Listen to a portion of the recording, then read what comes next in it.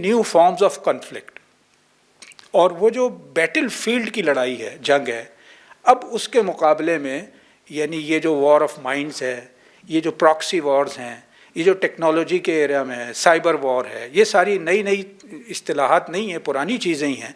लेकिन अब जिसको कहते हैं ना कि अब मामूल ये बनता जा रहा है, और वो बहुत कम मौक़े आएंगे। ये तो बहरहाल पिछले वर्ल्ड ऑर्डर में भी हो गया कि बड़ी ताकतों के दरमियान कोई बाकायदा जंग नहीं हुई, छोटे छोटे मुल्कों में प्रॉक्सी वॉर्स होती रही हैं।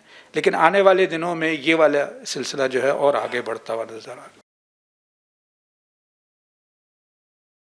ये जो स्ट्रेटेजिक कंपटीशन है, इसमें भी फोकस शिफ्ट हो रहा है, और अब ये जो रेयर अर्थ मिनरल्स की बात हो रही है, एम्बेसडर नक़बाना ने पाकिस्तान के हवाले से भी इसमें अलर्ट किया और वार्न किया।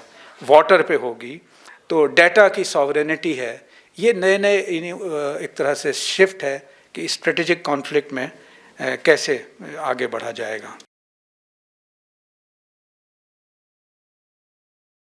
जो सोशल लेवल पे शिफ्ट्स आए हैं और आ रहे हैं, और आइंदा इसी की ट्रेजेक्ट्री लग रहा है कि होगी, वो पूरा डिजिटल रेवोल्यूशन है जिसने नए टूल्स प्रोवाइड किए हैं। वो टूल्स के जिसके ज़रिए से कम्युनिकेशन के और इंटरेक्शन के और उसके नतीजे में माइंड कंट्रोल के या एटलीस्ट माइंड को इन्फ्लुएंस करने के नए नए टूल्स आ गए हैं।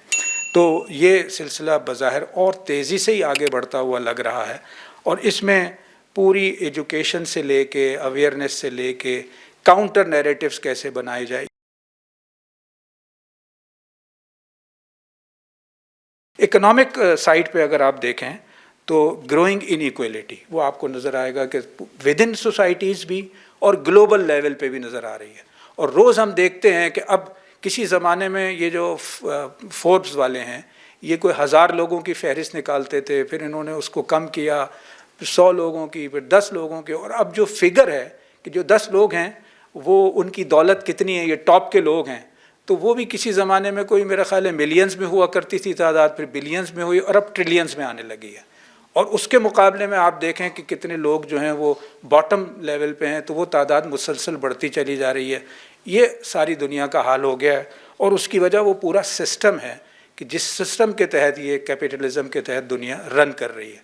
और अगर कैपिटलिज़म के ये जो ज़ाहिर चैम्पियंस हैं, अगर इनका रोल कम होगा तो आने वाली दुनिया जो है वो निस्बतन बेहतर होगी। ख़त्म तो शायद अभी इनका नहीं होगा।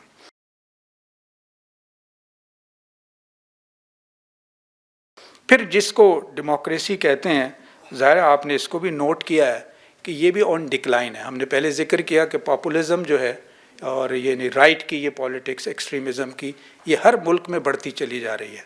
तो अगर ट्रेजेक्ट्री यही रहती है तो वो अंदर से और कमज़ोर होंगे, और इसके नतीजे में ये जो आइडियोलॉजिकल डोमेन को अगर हम देखें तो लिबरलिज़म वर्सेस इल्लिबरलिज़म, ये यानी ये एक लड़ाई है, और ये लड़ाई आगे बढ़ेगी।